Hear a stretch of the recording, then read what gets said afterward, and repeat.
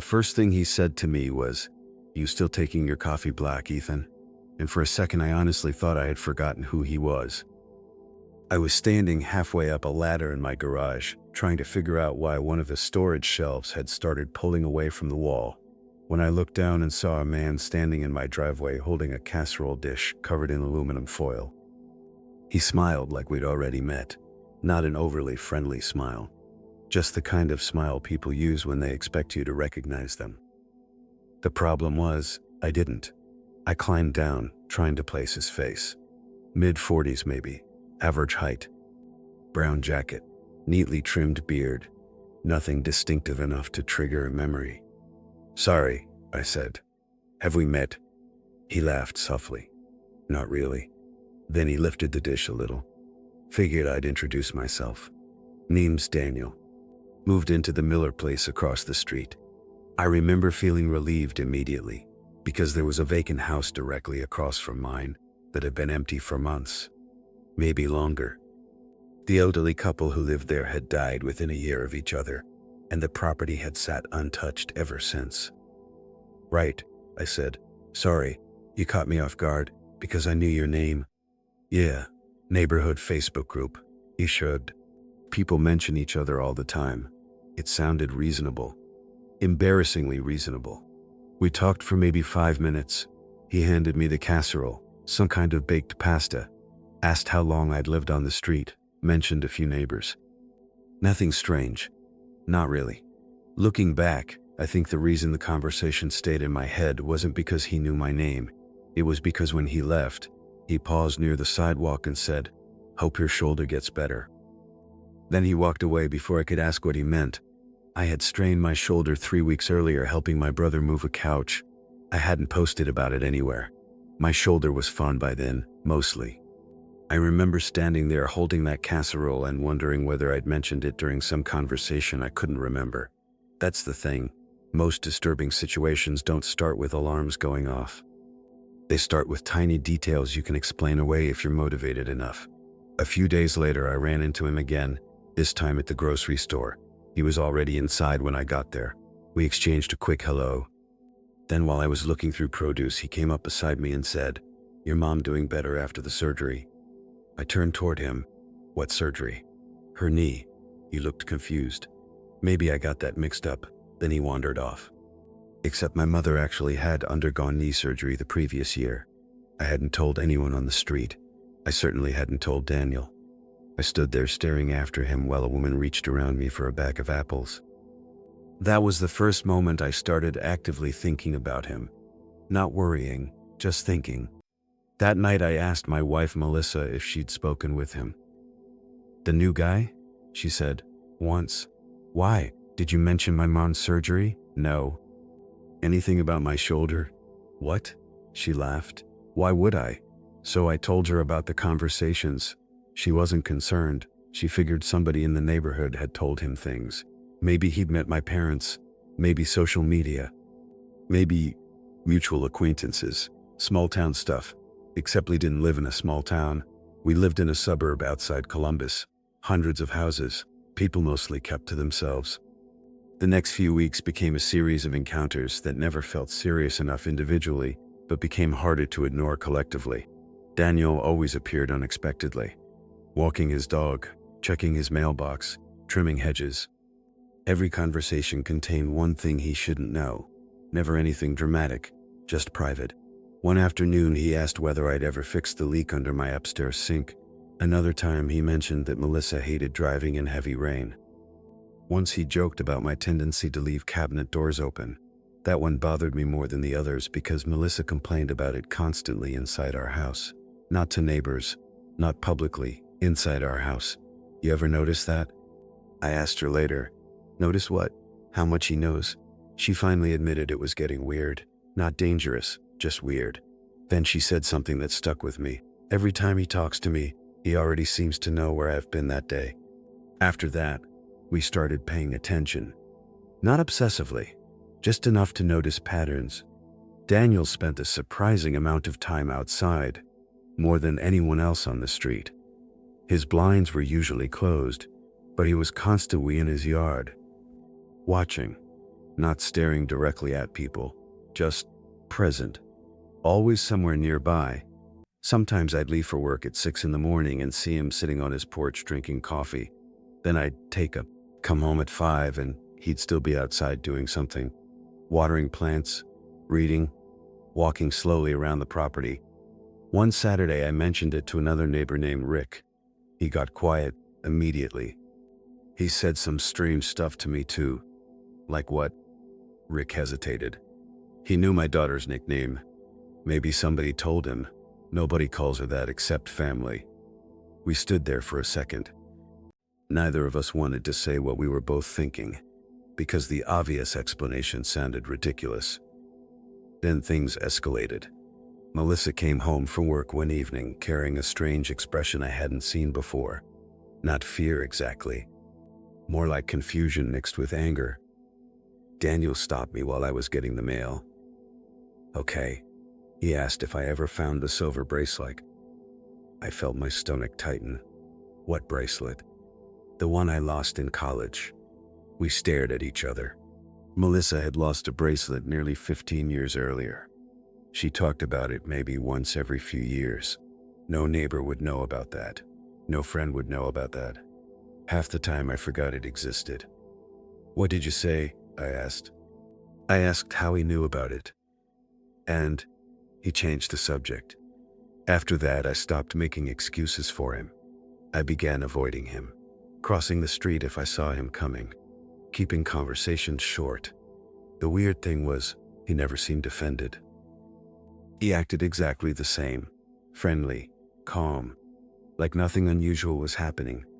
Then one night, I woke up around 2 in the morning because Alyssa was sitting upright in bed. "Look," she pointed toward the window. Across the street, a light glowed inside the vacant house. Just one room, second floor. We sat there watching for several minutes. Eventually, a silhouette moved across the window. "I thought he lived there," Melissa said. "He does." "Then why does everyone keep calling it the vacant house?" That question bothered me more than it should have. Because she was right. Even after he moved in, people still referred to it that way. The vacant house, the empty place across the street. As though nobody had fully accepted that it was occupied. The following week I made a decision that, looking back, was probably stupid, but felt reasonable at the time. I wanted to know who Daniel actually was. So I started researching him. Property records showed the house had been purchased through an LLC, no surprise there. Social media accounts existed but looked almost empty. No family photos, no personal history, barely any activity. His name produced almost nothing online. That was strange by itself. Most people leave some kind of digital trail. Daniel seemed almost deliberately absent. Then I noticed something else. Several neighbors had started mentioning him independently. Little comments, tiny observations. He knew where somebody's son attended college. He knew another neighbor's work schedule. He remembered exact dates from conversations nobody recalled having with him. The street gradually developed an unspoken awareness of him. Nobody was panicking. Nobody was calling police. But people were paying attention. Then came the afternoon that changed everything. I got home early from work because a meeting had been canceled. As I pulled into my driveway, I noticed Daniel's front door standing slightly open. Not wide open, just enough to notice. I probably would have ignored it except his car wasn't there. I stood outside for a minute debating whether to do anything. Eventually, I crossed the street and knocked. No answer. I called out. Nothing. The door drifted inward another inch. Maybe somebody had broken in. Maybe there was an emergency. That's what I told myself when I stepped inside. The house smelled dusty. Not abandoned exactly, just unused. The furniture was sparse, almost temporary. A couch, table, bookshelves, very little decoration. I walked through several rooms calling his name. Nobody answered. Then I heard a noise upstairs. A soft scraping sound. I climbed the staircase. The second floor hallway was lined with closed doors. 3 of them. The scraping came again. One of the doors at the end stood partially open. I approached, pushed it wider, and immediately understood that something was profoundly wrong. The room wasn't a bedroom. It wasn't an office. It was an archive. Every wall was covered with photographs. Hundreds, maybe thousands. Houses, driveways, backyards. Windows, people carrying groceries, walking dogs, taking out trash, sitting on porches. Some pictures were years old, judging by seasonal decorations and visible changes to properties. Strings connected photographs to maps pinned on corkboards. Detailed notes covered entire sections of wall. Names, dates, schedules, relationships, medical information, employment histories, children's schools, vehicle descriptions. I recognized my own house within seconds. There were dozens of photographs, then hundreds, pictures taken from different angles, different seasons, different years. Me mowing the lawn, Melissa reading on the patio, family gatherings, Christmas decorations, delivery packages, notes filled several binders stacked on shelves. I picked one up. My name was written on the spine. Not just first name, full name. Inside were pages of handwritten observations, times I left for work, what restaurants reordered from, arguments apparently overheard through open windows, details about my parents, my brother, my habits. The way I parked my truck slightly crooked when tired, which lights I turned on first after getting home. It wasn't random information. It was organized, studied, refined, like somebody conducting research.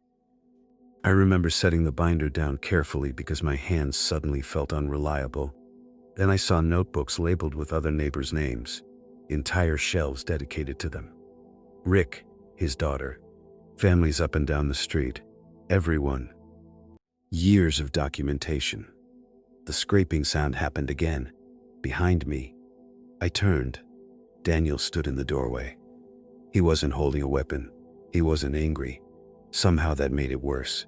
He looked embarrassed, like I'd walked into a room he hadn't meant to show me yet. Neither of us spoke for a second. Then he sighed. "I was hoping you'd leave before coming upstairs." I backed away instinctively. "What is this?"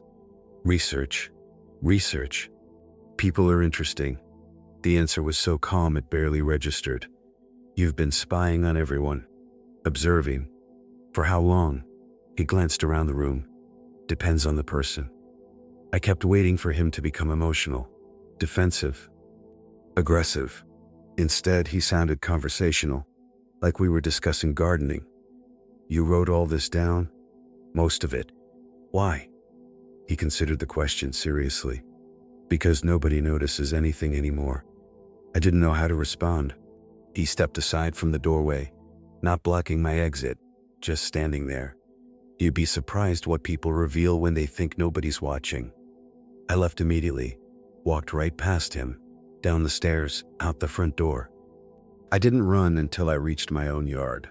Police arrived within 20 minutes. Multiple neighbors gathered outside. Officers searched the house, collected notebooks, photographs, computers, storage drives. The investigation lasted months. What they eventually found was even larger than the room I'd seen.